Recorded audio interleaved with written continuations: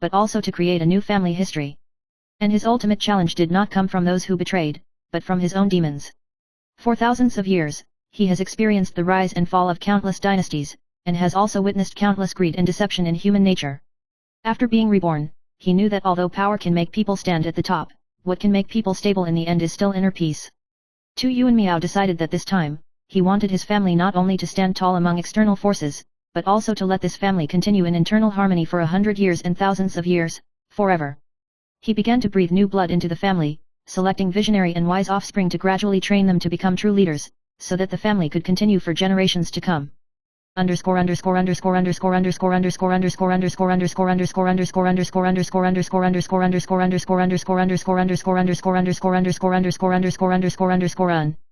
Chapter 10, The Eternal Cycle. Under Tu Yuan Miao's strategy and guidance, the Tu family gradually became one of the most powerful families in the spring and autumn period. And Tu Yuan Miao, after countless days and nights of contemplation, finally found his true peace. He was no longer the young man who was fighting for power, but an old man who was physically and mentally exhausted.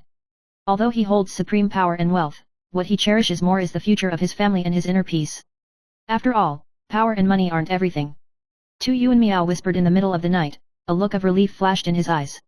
He knew that what he was looking for was never a short-term victory, but an eternal inheritance.